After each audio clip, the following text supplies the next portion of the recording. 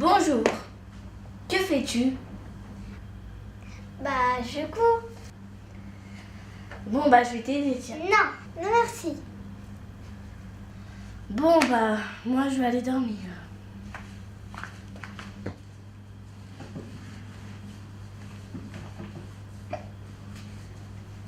Mais venez, les gens, ils sont sympas ici. Allez.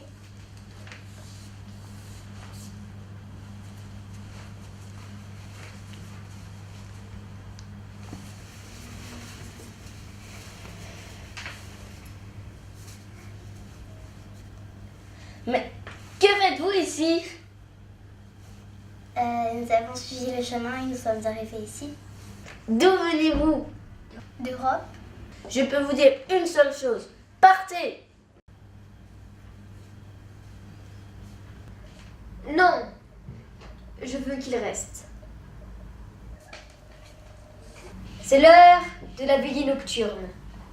C'est l'heure de l'histoire qui aide à s'endormir.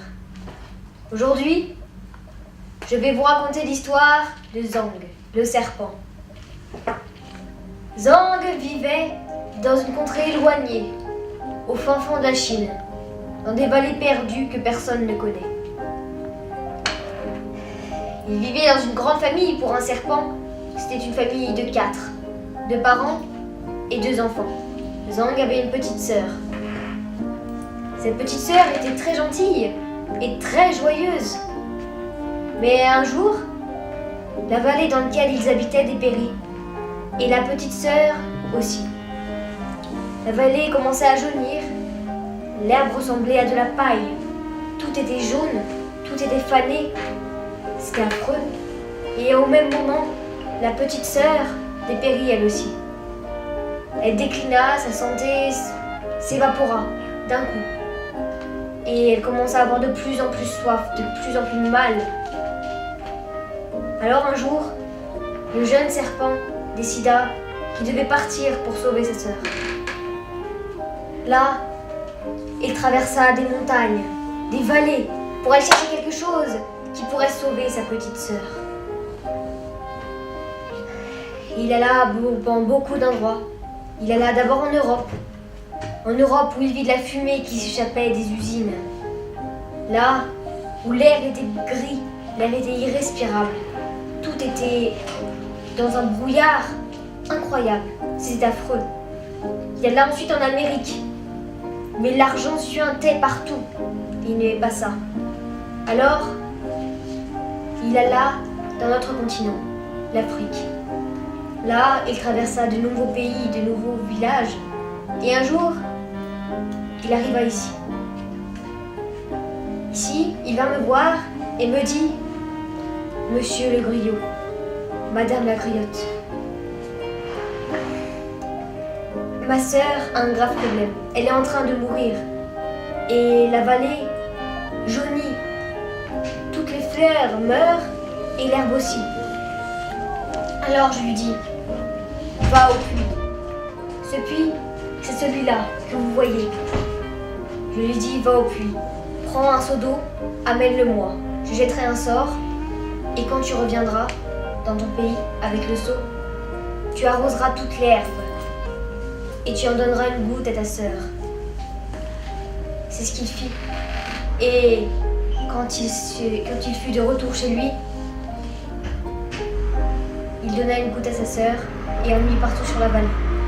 Toute la vallée resplendit à nouveau et sa sœur retrouva la santé. Voilà. C'était une histoire qu'on raconte de griot en griotte, de griotte en griot, pour que chacun la connaisse.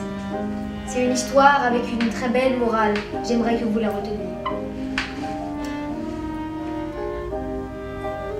Et qu'est-ce que c'est l'arbre qui est derrière vous? C'est un volubilis, un arbre qui fonctionne comme un dictionnaire. Vous demandez un mot et il vous donne. Mais cela peut fonctionner différemment, comme une sorte de test. Je vais vous montrer.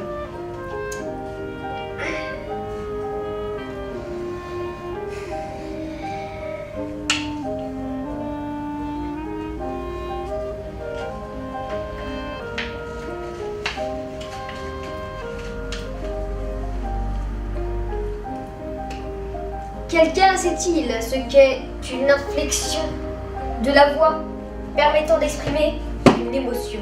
Accent. Exactement. Bravo.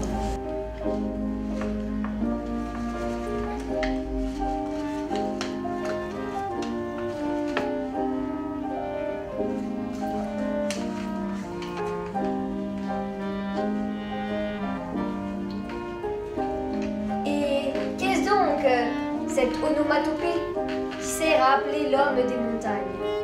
Poème. Exactement.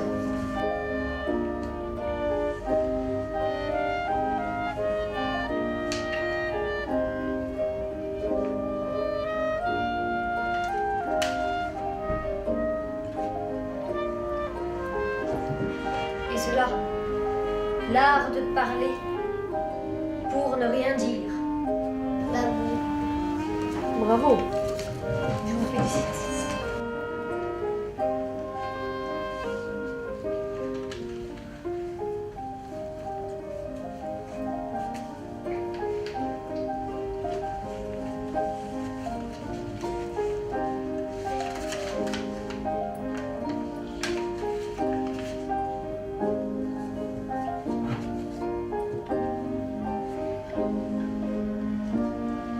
Murmurer, chuchoter. Quelqu'un a-t-il une idée? Susurrer. Excentrique, étonnant. Qu'est-ce donc? Truculent. Bravo. On le dit d'un arbre volubile, d'une branche volubile, d'une feuille volubile, d'une forêt volubile, d'un tronc volubile. Qu'est-ce donc? Volubile. Bravo.